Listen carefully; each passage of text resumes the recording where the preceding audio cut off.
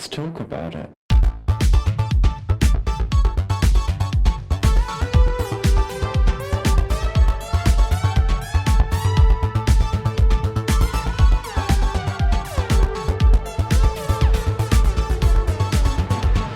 Hello and welcome back to Thicc Radio, the award-winning podcast where we talk about gaining, fetishism, and everything plus size. I'm James. And I'm Tim, so let's get into it. Today we're joined by a couple of guests, and I'm going to let them introduce themselves. Hello, my name is Dustin. I have been a gainer for the last, I'd say, decade or so. I've been in the community in and around at various sites here and there. I've also been a sumo wrestler for the past 5 years as a competing athlete. I also am a Twitch streamer as well, so I've been on the online circuits for quite some time myself. Hey guys, I go by Sub Online. Not sure exactly where I fit into the gainer encourager community just yet. Still working on that a little bit. But I am currently sumo wrestling. I've been doing it for about a year and a half, maybe 2. But I am excited to be here, and thank you both for having me. Absolutely. Listen, we've been looking forward to having this conversation with you boys, and, we talked a little about this in the preamble, but something we want to start doing with the pod is talking to some sporty bitches, because, listen, I'm very much the lazy fat dude. As far as sports is concerned, I'm in the bleachers. I'm having hot dogs and big old slurpy cups and cheering you on, but, I also want to look at some big boys doing some things, moving them big bodies all about a space is delightful. And I think this is a great opportunity to really dig into that for the first time. So listen, boys, let's just jump straight into it. Seb, you had mentioned that you've been engaging with sumo for a little time. Dustin, what about for yourself? I think you'd said you've been doing sumo for about 5 years. Is that right? Yeah, so I've been doing this for about 5 years, give or take. It's couple months here and there, but yeah, about 5 years. I started just at the beginning of the pandemic. Okay. Tell us, how did you first get involved in sumo wrestling, of all things? I started, like I said, at the beginning, around the pandemic, and being in Florida kind of opened up before a lot of the rest of the world did, for better or for worse. And at that point, I had been cooped up inside for so friggin' long. I was just looking for anything to do. I was just looking to get out of the house. I was looking to just do something fun. So I looked up on Facebook, hey, what is there to do around me? And I found an advertisement for sumo wrestling, of all friggin' things, in Orlando. So I found the address, I called the number on the thing, I popped on over, and I've been doing it for the past 5 years ever since then. I fell in love with it, and then I plan on continuing with it for 5 more, 10 more, who even knows? For me, I would say I really got into it for the first time when I studied abroad in college, and this is almost 10 years ago at this point. But it was a thing where I had joined the university's weightlifting club, and it turned out the sumo wrestling club was next door, and it was like, well, I know I can just do weightlifting when I get back home, back to the States, but let me try something that I can't do back home. And that's how I got my start, and it was very intro to sumo wrestling for that period, and I was a lot smaller back then as well. So I don't really know how much I actually picked up, but it kind of stuck with me as just an interest. And I tried to keep it up once I came back home. Not super successful with that just because of the area I was in. But, eventually I found a club years later, and that kind of is where I am now. I think I'll say the obvious thing here first, right? Like, learning that there were people doing sumo outside of Japan was a surprise to me when I first heard about it.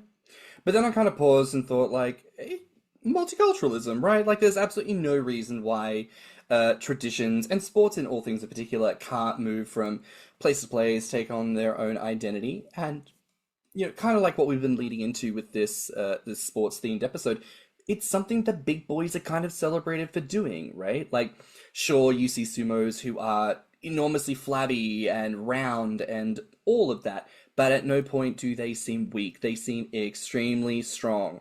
So I think it's a great opportunity to kind of delve into, like, size, but also function within, like, the doing of the do, right? And I find that interesting. You both have kind of mentioned some amount of, like, an intention with weightlifting, with power, with strength, with something that was already kind of a part of the gaining journey.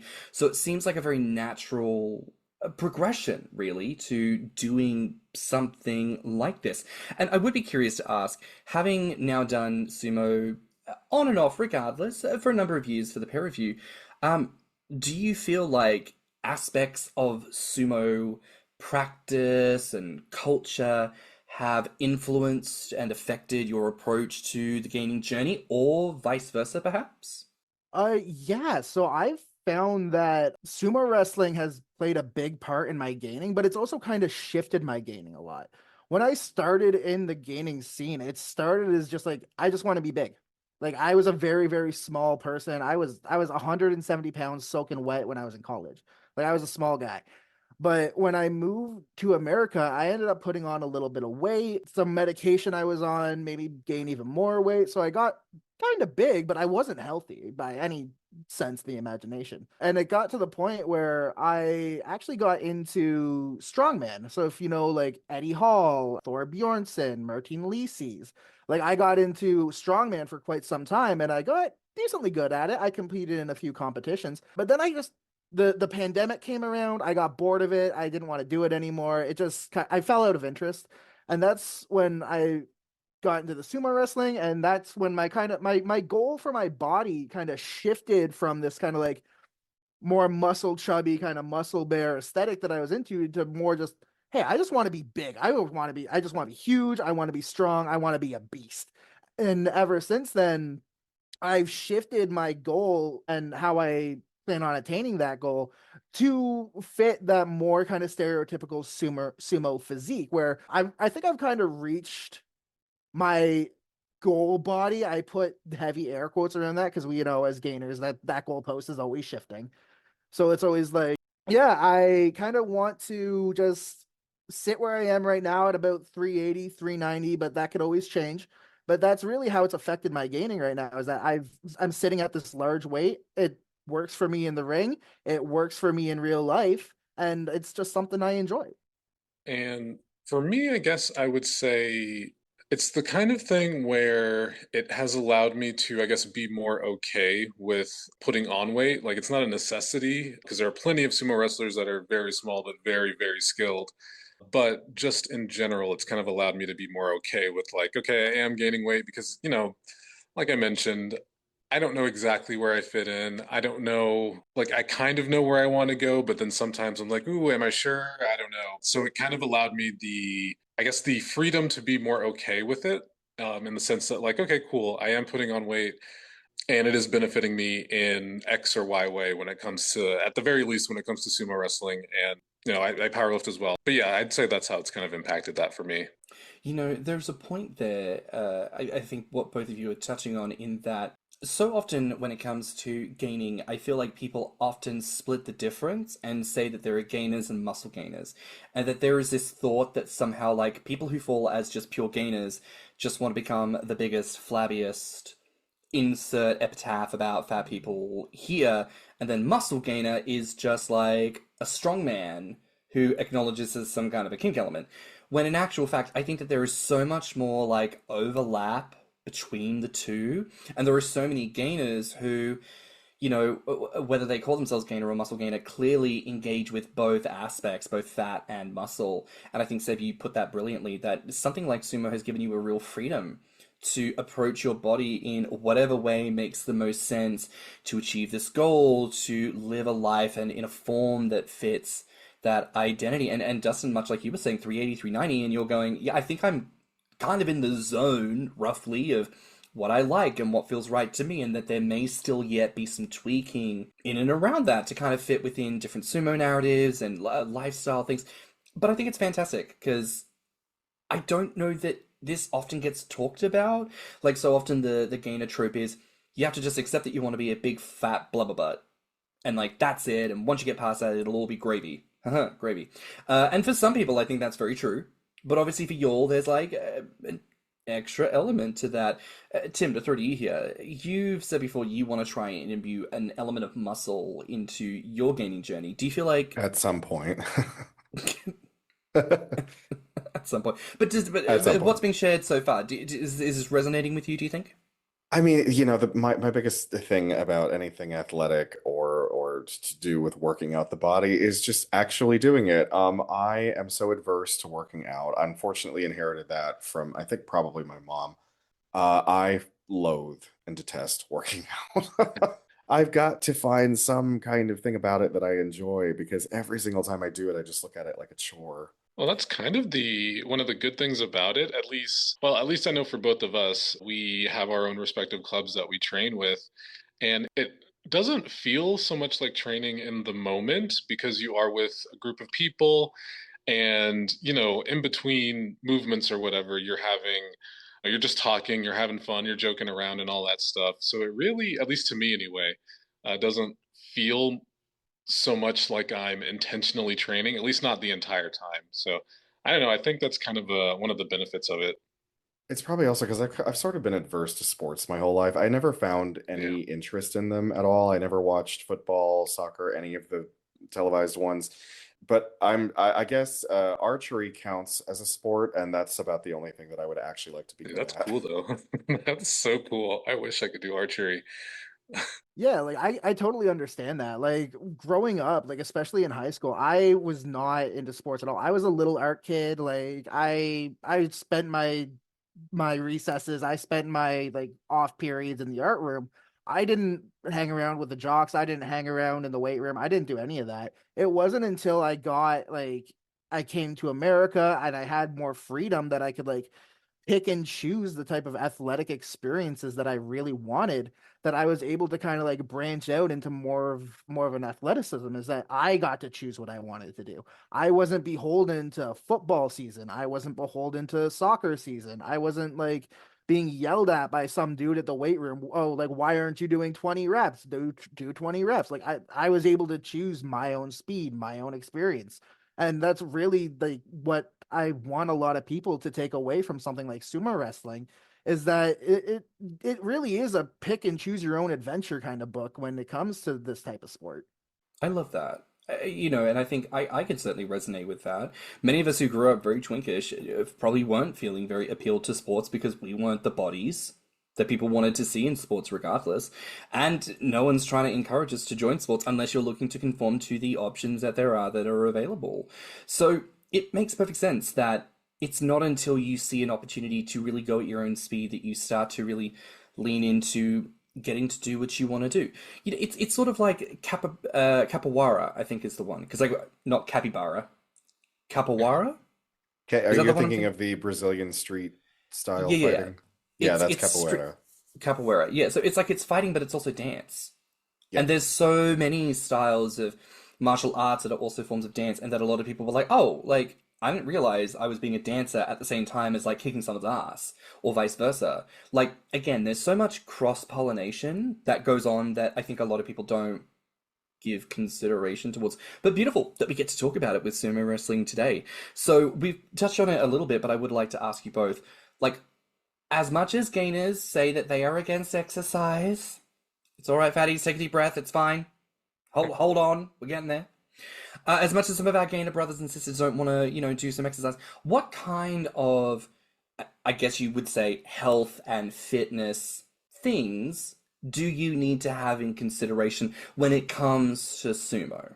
So I would say, if anything, well, it's actually kind of difficult to say because it all once you start, it all starts to kind of build up. But like, if you have any, I guess, kind of like cardiovascular endurance, not necessarily for super duper long times, but it is going to be very intense for, maybe at most 30 seconds at a time. That certainly helps. Any kind of flexibility, which I feel like a lot of people are, especially bigger people, are like more flexible than I think they give themselves credit for. But some kind of like flexibility certainly helps as well. I think those would be at least for me anyway, those would be the two main things that I could think of. Yeah, I would agree with that. Definitely cardio. Which is an ironic thing to say, because when you look at a sumo wrestler, you don't say, "Hey, that guy can go sprint for 7 blocks," right? But it's definitely like you need a little bit of cardio here and there. You don't necessarily need to start with cardio, but you'll definitely develop a kind of Hmm. cardio routine as you go. Because I know when I first started with sumo wrestling, I didn't even get through the warm ups before I was like, I'm done. I'm going home. Screw this. Like, But I think it's kind of funny how people do that because like if I've seen as a working nurse, it's like you see people sometimes that like people would say, oh, this is a bigger person, they couldn't possibly run, but their cardiovascular stuff is in good condition, so they're actually able, they've got better endurance than the person who's like maybe 120 pounds, but their cardiovascular system is jacked and they can't make it more than 10 feet without getting winded.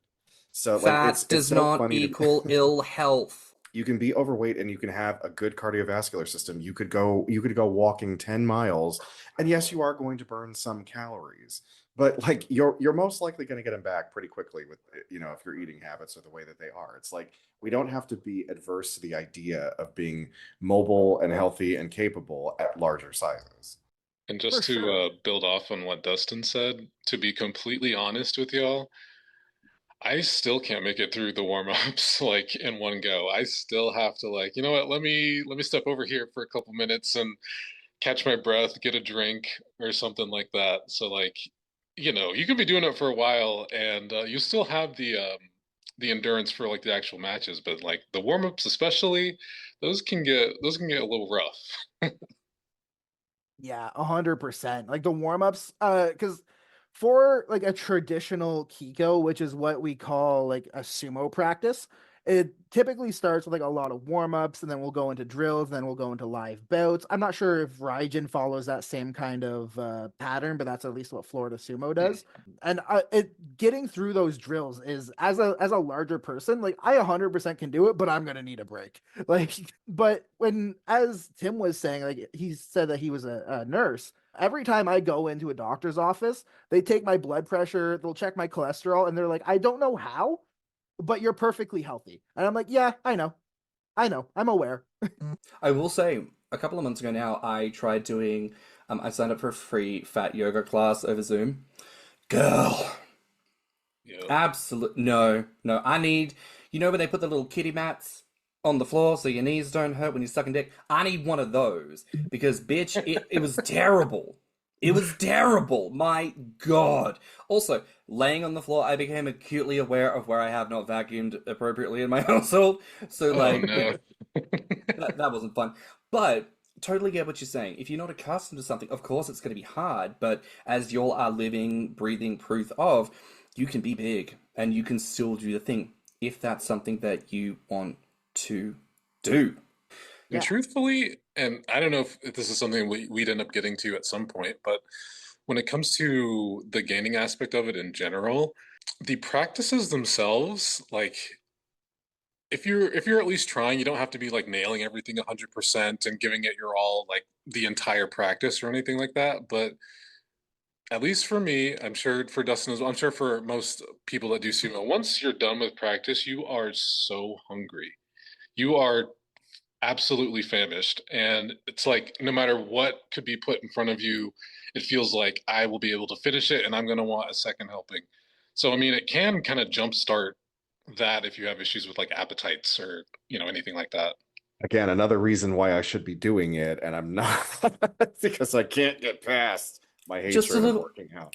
just a little light torture, and then you'll want to eat like a big fat piggy. There you go. You've heard it You here. know what used to work, and I just don't have anybody around anymore that will do this for me. Is a friend of mine who wanted to work out at the time. He would basically like bully me into going to the gym. He'd like smack me around when we got in there, and it was the Tim, only thing that worked. Tim, you've already got a friend who bullies you. You don't need another It's because you live one. across an ocean. You're not here. You can't motivate me right That's here. true. That's true. We'll be in the middle of talking about whatever we end up talking about, and then I'll stop and I go, have you eaten yet? And he'll look real stupid, so he'll be like, no. And I'm like, fuck off and go and eat. Like, sometimes you do need to be prodded. Yes, I know. But, as you all have been saying, you're doing these warm-ups, you're not alone. You're with a community of people who are like-minded and in the same spirit as you. So you have camaraderie there in a space to go and do the thing. So I suppose that also helps for people who don't like to do things on their own. It's an inbuilt thing to have people around you to be able to do all that stuff. Now, I'm going to ask here, I think, one of the obvious questions that every gainer would want to know the answer to. Are all sumo wrestlers secret big fat piggy gainer pig boys?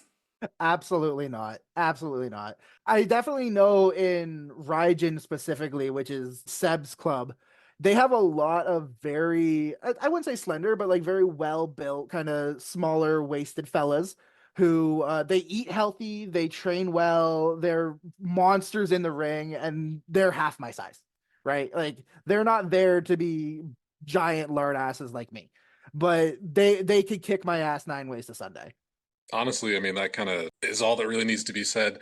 As much as it might kind of shatter the fantasy of it, like, yeah, no, at least most of the folks that I've met anyway, they're kind of just regular guys. Some are, very, very slender, some are super big. It really runs the gamut, but yeah, there's not like, at least as far as I'm aware, there's not like some secret, like we're actually all into this, not saying it kind of thing. Well, it's kind of like, there are certain positions in American football that are the same, probably size and weight as some sumo class wrestlers. And you wouldn't think that, those linebackers are secretly gainers. We all wish that they were, but they're not. I mean, I know I was wishing. I mean, am I to understand that all the fantasies I've ever had about sumo wrestlers all being big fat gainer piggies was wrong? No, it's not me, it's the children who are wrong. Principal Skinner Simpsons reference. But no, a very pertinent question and a very pertinent conversation. Because of course, while both of you are deliciously, gorgeously chunky men who are into the... Well, Seb, I know you said maybe not so much for yourself, not officially anyways, but Dustin, you're a gainer of self-acknowledgement. But not everyone is the thing. And I would be curious to probe, not to presume if people in your respective sumo communities are aware of your statuses as gainers or community adjacent or whatever, but is there chatter amongst the chonkers of chaser types and people maybe hitting them up online and in the DMs and being a little some kind of way projecting some fantasies? Does that go on at all? Yeah, so there's actually a bit of a stalker problem in the sumo community. Not gonna put names out there for obvious reasons, but there is a person who will message us and then get mad if we don't respond and become very sexually aggressive. And then once they get blocked, they create more accounts and then just do the same thing over and over and over again. Is this from Russia with Love? No. Okay, because there was this one person that used to do that to the gainers. I want to say maybe right around the time of the pandemic. Do you remember this, James? You've mentioned this person, but I have no recollection truly. Okay, maybe it was even before that. It could have predated the pandemic. I'm old, so I don't remember shit right. But no, but there has definitely been stuff over the years. And again, this is why we have these conversations, Jill. This is why we talk about this shit, because it's real and it's happening. Put your dicks away, please. Fuck. Anyways. Please no dick shots in my inbox, please. I'm begging. Yeah, truly, I am just like, if just leave a like. Just leave a like. Like, please, just be normal. Like, come on, guys. Listen, there are plenty of big boys, John Goodman, Nick Frost, prior to the weight loss and agreeing to be on this new Harry Potter bullshit. But big men who have acknowledged they are aware of the gay men who thirst for that shit. And we have also seen, since the advent of social media, plenty of degular, chunky men who have done no effort whatsoever to put on the weight, and they have just been blessed with these great genetics. But they are also very aware, because they see who are following them. And they'll click on a couple of profiles and be like, oh, I see what they're into. This doesn't have to be discomfort. This doesn't even have to be weird, y'all. It can be done with respect. Leave a like and a comment. And make sure the comment is fine and appropriate. Thank you. Thank you for that. Absolutely. I know I have gotten a little bit of a reputation for my Instagram specifically, where I have had people ask me, do not tag me in your photos, because they have ended up getting harassed by people getting into their inbox because I have tagged them. Oh, God.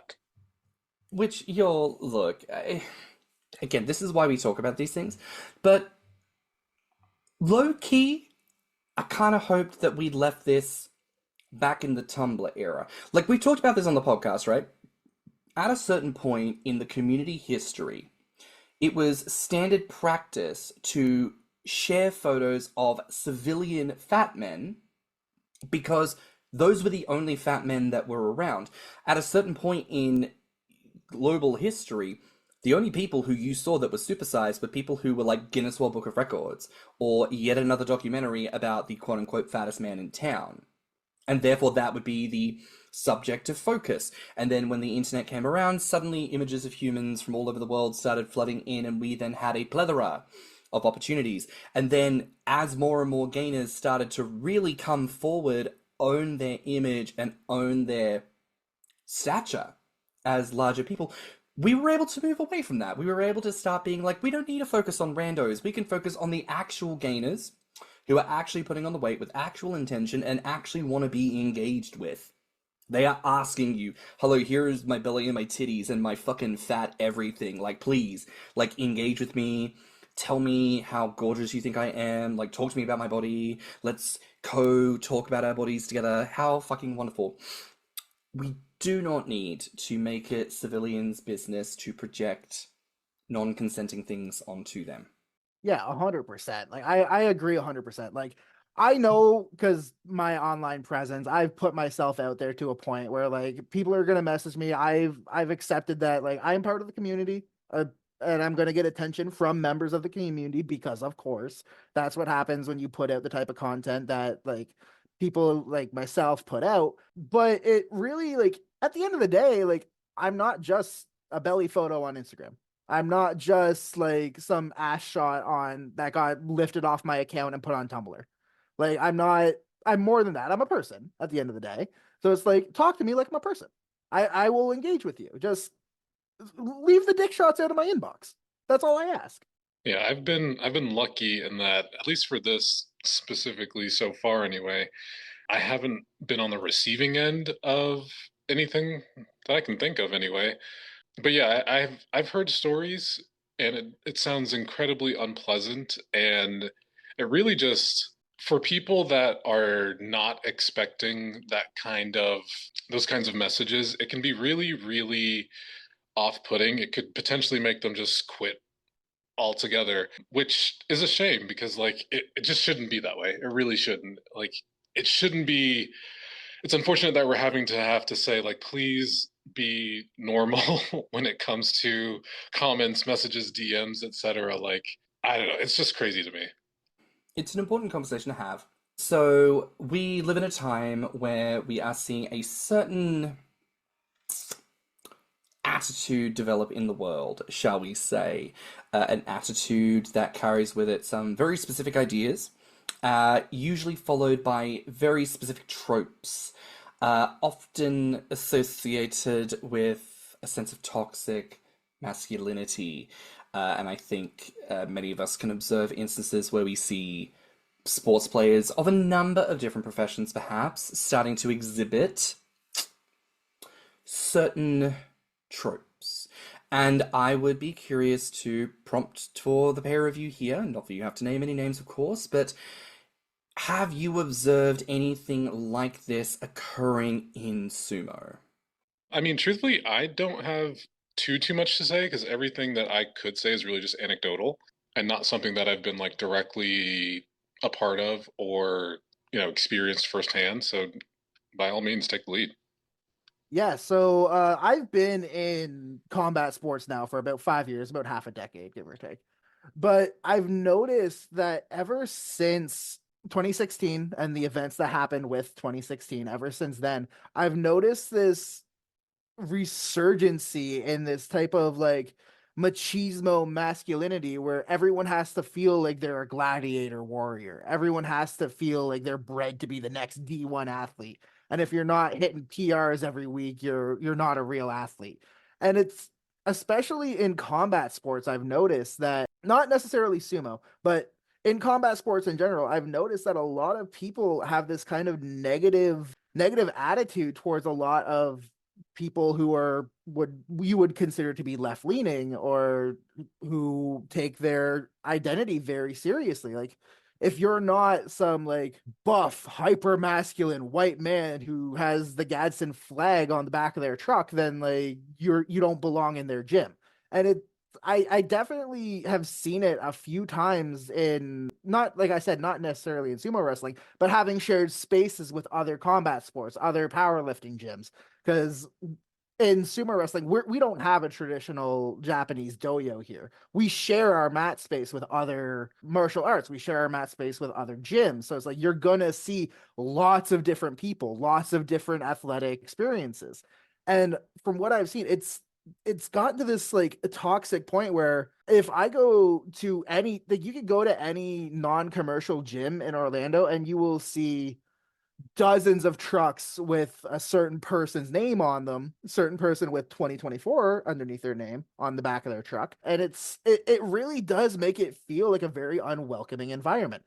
However, to the antithesis of that, sumo wrestling, I feel, has the exact opposite kind of vibe to it, where having been in it for the last half decade, I have never experienced any form of like hyper nationalism. I've never experienced any form of toxic masculinity from any of my teammates or any of the people who I have wrestled with or against. I've never experienced, outside of one instance, however, that person has been dealt with and subsequently kicked from the Federation in its entirety. Thank God. Thank you, USSF, for that whole situation. But it really, sumo wrestling feels like it really is a safe space for just the average person. Like if you are gay, if you are an ethnic minority, if you are gender minority, you can really come into sumo wrestling with the expectation that you will be welcomed, you will be embraced, and you will come out having a great time. Because as far as my experience in the sport, I have never seen any type of issue with it, except for that one instance. But that's one instance in 5 years, keep in mind. So it's like, really, that's a pretty good ratio, especially in today's world. Yeah, I'd have to second that. Again, a lot of what I have heard has been anecdotal, and a lot of it I feel like is involving probably the same person, to be honest with you.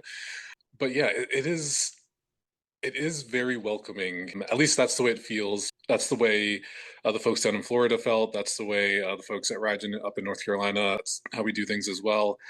I have not myself witnessed any kind of occasion of something like that happening in the sumo space, but I kind of echo what Dustin was saying again. You go to like a powerlifting gym or like you were saying, any kind of non-commercial gym, and you do kind of get hit with that, and it's like, oh, huh, this is this is weird. This is weird if I don't fit that exact mold that those things kind of signal, I guess. But yeah, I haven't experienced anything like that in the sumo community yet. Yeah, and I'm 100% very thankful for that being the case in sumo wrestling, because like coming from a strongman background, you get a lot of that toxic masculinity. You get a lot of that machismo coming from, because it is a strength sport. Strength is held on a pedestal above all else.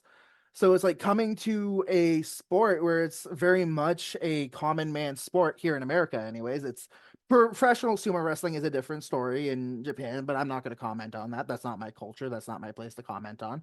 But here in America, sumo wrestling very much is a common man sport where anyone who wants can really come up off the street and join a club, join a Kiko, have fun doing drills, or just come and try it out. Like, it really is a place that you can just enjoy yourself. So, pivoting perhaps to something a little bit more fun at least. Have you all seen Sanctuary on Netflix by any chance? No, I keep meaning to. Like every time I sign into Netflix, my mind goes blank and I just go back to YouTube. So I haven't, but I need to. I really do. I have seen the first 2 episodes, and the reason for that is I don't like gore. And surprisingly Yeah. enough, you wouldn't think that a J drama about sumo wrestling would be as graphically intense as Sanctuary was. Like, I got to the second episode where one of the main characters, I'm not sure who the other character was, but he murdered a woman in the opening scene of the episode. And at that point, I decided to check out, and I was like, okay, this is too intense for me. As much as I would have loved to finish watching it, I would have loved to completed it. It really just was not my scene to complete it. But really, the unfortunate circumstance is that sumo wrestling does have a hazing problem. In professional sumo wrestling, there have been multiple accounts where sumo wrestlers have been either kicked from their baya, which is the sumo wrestling kind of stable, is called a baya. They've been kicked from their baya or ousted from the federation completely due to hazing incidents. I actually had no idea that it was that intense. Oh my God. No, I'm Yeah, not me sure if I neither. want to watch it. I mean, look, I will say, Dustin, I think you and me are a little same in that regard. I don't do the gore, the unnecessary. But, I was curious to ask if elements of it were maybe more pertain to your experience. And I will say, what I gleaned from the first couple of episodes that I watched as well, when you're in it full time. Like, you're not there as a casual participant. The stable, quote unquote, that people live in is like the sportsman living quarters. And you also have a certain budget with which to make as much food, to eat as much food, to do what you can with it, and kind of compile certain resources. But also, like, it's not state of the art. It's not like feeding you, ironically, like a prize pig, like a prize cow on the most pristine of environments. It's a little. It, it's probably more akin to like them chickens that are in a bit of in a cage in the dark, with the bad farms and whatnot. It seems a little like that in some regards. So I was curious if you saw that, if you felt any particular like, if it's a reflection of things that you've either seen, experienced, or heard tale of. Well, I will say, even though I haven't seen the show, just based off of what you were describing, it definitely sounds familiar. This is kind of just like an experience that I had while studying abroad towards the end of it, where like I visited a stable and I was really just observing more than anything else. I didn't actually practice or, you know, get any activity in or anything. But it's not what you're saying is kind of, yeah, it kind of matches what I saw. It wasn't folks like, living lavishly or anything like that. And I mean, they of course got by. It's a lot more, at least regarding just the general atmosphere, it's a bit more simpler than you might expect if you've never actually experienced it firsthand. A lot of the foods that they're eating, they are kind of things that you would use yourself to kind of pad out a meal. Like, obviously, there's tons of rice, there's tons of noodles, things that are easy to digest, easy to cook. There is kind of well, not kind of, there is a hierarchy system, I guess, as far as who's in charge of doing what and all of that stuff. But, I never saw any of the, I guess, more negative things or anything like that while I was there. But, I didn't think I would or anything. Now, you briefly mentioned their diet, and I would actually like to inquire about this, especially to entice the gainers among us who love a bit of a nibble, they love a bit of a gobble gobble. When it comes to the sumo of it all, are there particular foods, are there particular categories, maybe even of food items, ingredients that you're focusing on, or maybe being a little bit more avoidant of, to try and get the gains in that fashion that we were talking about, like trying to kind of get your body the way that you need it to be for sumo? For sure, yeah. Like I was working with a trainer who had me on what I was calling the sumo slop, where it was about Is a this cup and a Chanko half. Nabe?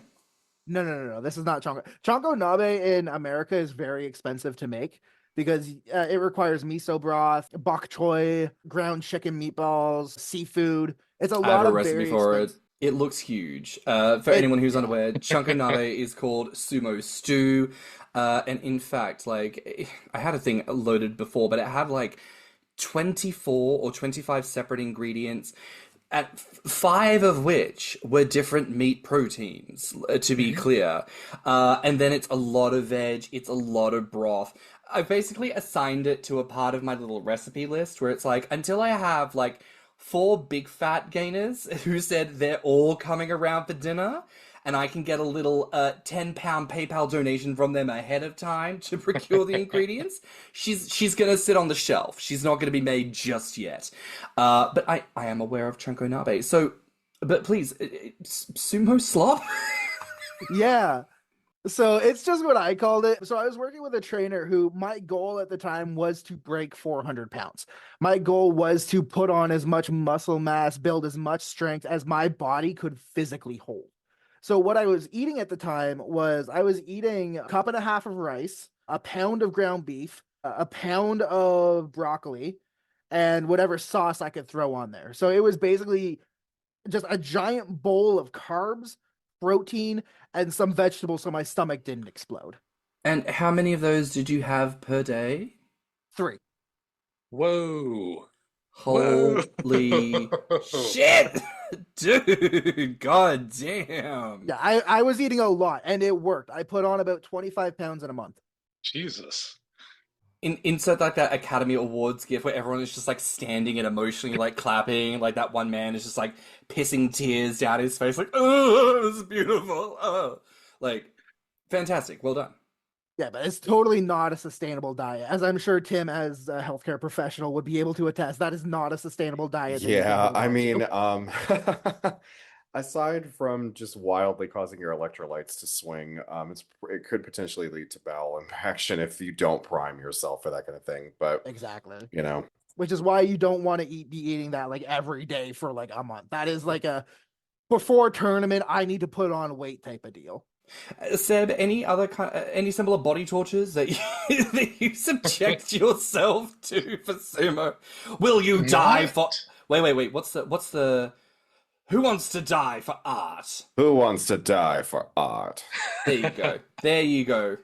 For me personally, no. But to be completely honest, like food is something that for a good while now I've been struggling with, where like I just, for whatever reason, I just can't seem to develop an appetite the way I would like to, with the only real exception being after practices. But the place I practice at is a good ways away, so I'm always, driving, and so I'll just pick up something from a drive-through or something like that on my way back home. So yeah, unfortunately not, but it is something that I would like to experiment with and hone in on a little bit in the future. But yeah, nothing really special on my end.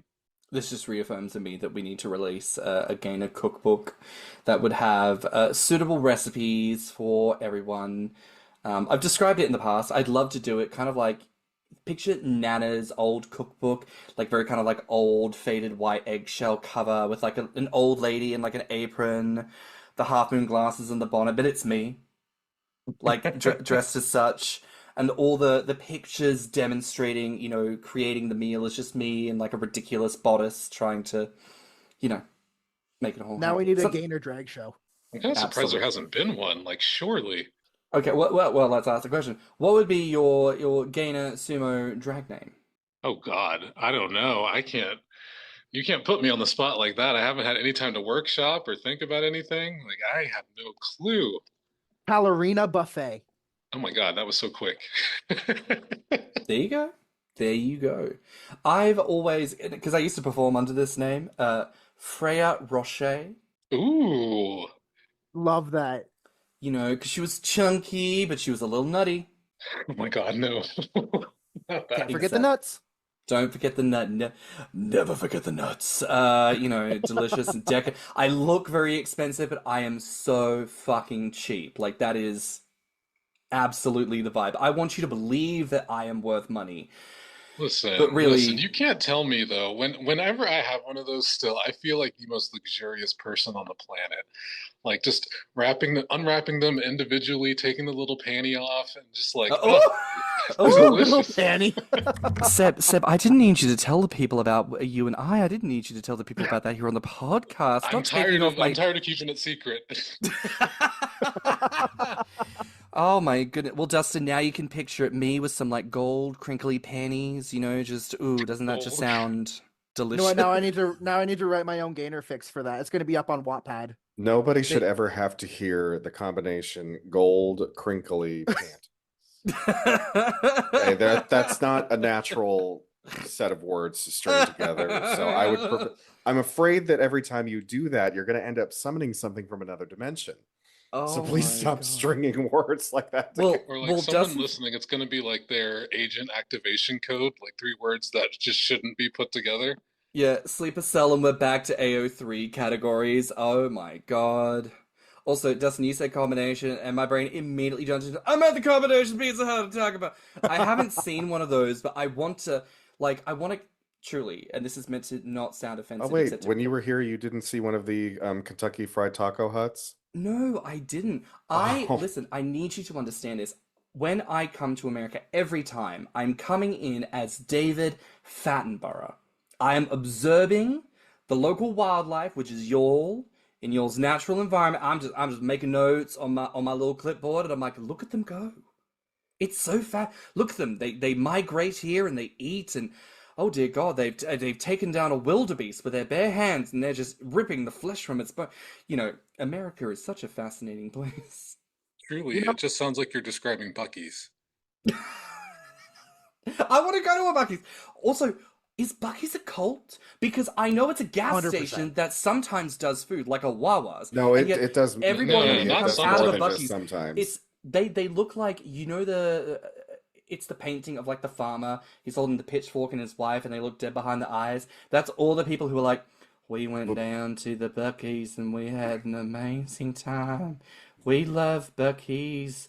You should come and see the Buc-ee's. And I'm like, this is Courage the Cowardly Dog tease. Well, Like, it's ugh. the reason you have to look at it like this. Okay, you enter into a Buc-ee's and it's enormous. Like 5 cities could fit in it, and they're selling everything from, you know, food items and snack items that you never see that often, to like fresh hot food right in the middle of it, to like more food at the back if you want like the grill or the roast beef or whatever. And I was in one in I think it was North Carolina, and I swear to God there was an area for people to just sit around and drink, and I was like, this is nuts. Don't forget the crystallized cow skulls. Oh, I didn't see those. No, I didn't see those either. The- What? They're here in Florida. Crystallized cattle skulls? Yeah, so there are these, Like a vajazzled skull? literally, like it is Okay. a cow skull with the horn still attached, but the skull is just covered, like the whole all the way down in just colored crystals, and they're like Okay. $800. Can you imagine if, after all we experience here on this earth, you die, and some sick fuck is like, I'm going to flay the flesh from your skeleton. I'm going to melt you down into candles. I'm going to bejazzle you in cheap fucking rhinestones, and I'm going to flog your entire repurposed carcass in my store. This will be $800. Thank you. Like, I'm sure It there's does a sound like death something fetus a cult somewhere. would do. And if so, I think I might be joining. oh my God. Listen, if Buc-ee's, if you're listening, please sponsor the podcast and I will join the cult for a paycheck, truly. Please email us at thiccradio@gmail.com. I will fly myself to America. I will let you tattoo my backside. It'll be fabulous. If you pay my rent and bills, we have a deal. But genuinely, I've- though, like I don't have a whole lot of experience with Buc-ee's, but I will say, at least for me anyway, obviously not the best in the world or anything, but like they have a brisket sandwich. It's so good. They also have a brisket breakfast taco. Oh my God, Oh my God. delicious. I think that's what I had, was the brisket taco.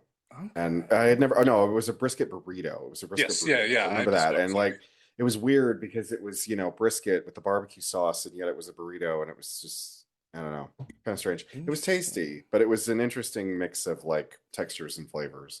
You know what? The council is going to have a discussion about this, Tim, because I'm not sensing the commitment to the Buc-ee's cult that I was hoping I for question your commitment to Sparkle Motion, and I feel bad for you. I'm sorry, I grew up in Kansas City, Missouri. I am a Quick Trip person. If anybody out there listening knows what Quick Trip is or has ever been to one, they have the best fucking donuts. I thought that was just you confessing to a blow and go, but I guess not. No, I didn't become a slut until after I moved to Cleveland. It's all clear. Hello there. I do this to Tim from time to time because it's just, he's like, you know, you mentioned sleeper cells when it comes to Thicc. Tim is a sleeper cell agent when it comes to his trigger word is Cleveland. And just like a super soldier, he cannot help but deliver verbal diarrhea about the city that he lives in. He can't help it. So we joke sometimes that he should host Drag Race Cleveland. And so I love to give the introduction. Hello there and welcome to Drag Race Cleveland. Your challenge today will be to cross the river without dying. Any queens who make it to the other side alive will automatically move through to the next week's challenge. I mean, I think I'm going to have to stop because now that Anya has won and has actually brought some actual representation, Yes. I suppose I'm going to have to stop talking shit about Cleveland. But I mean, what can you say? Like, we had one queen in the first season, and then we had Anya. You know, it's like there's been so much distance.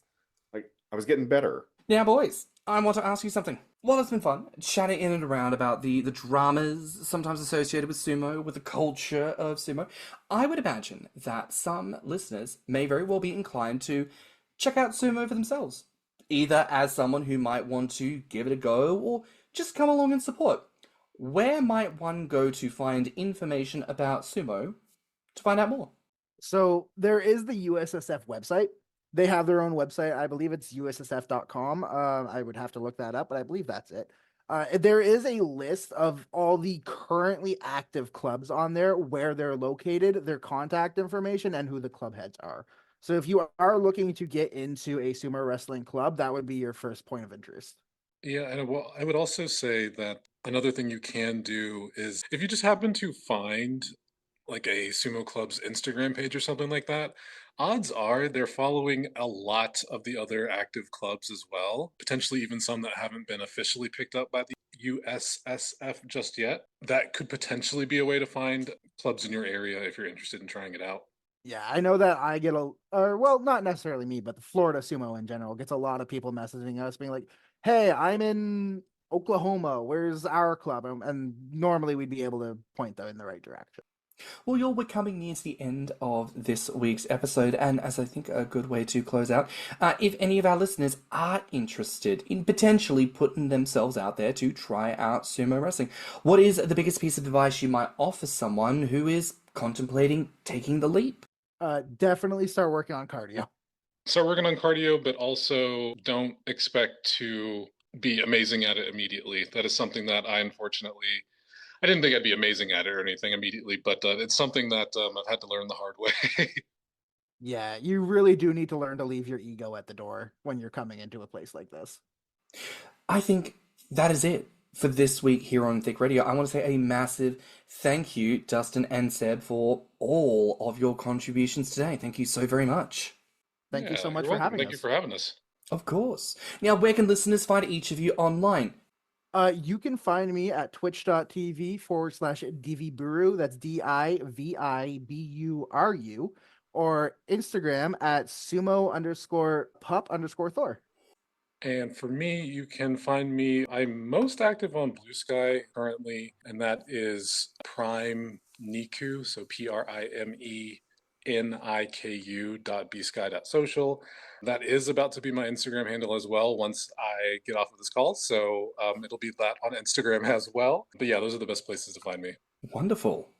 Well, listen, y'all, that is officially a wrap for now here on Thicc Radio. Please remember to like and subscribe, rate us 5 stars, and leave us a good review. Now, listen, y'all, if you liked this episode, the podcast, our guests, or just us in general, please share it with your friends and encourage them to tune in. You can find me on Instagram and BlueSky at stannnum. And you can find me on Instagram at thiccmouse and Grommr at Orpheus. You can also find us on Instagram, YouTube, and TikTok at Thicc Radio, or visit our website at podpage.com/Thicc Radio. If you want to become a financial supporter of the show, you can donate through our PayPal, and you can always email us at thiccradio@gmail.com. So until next time, bye, Fats. Bye, Fats. Bye, Fats. Let's talk about it.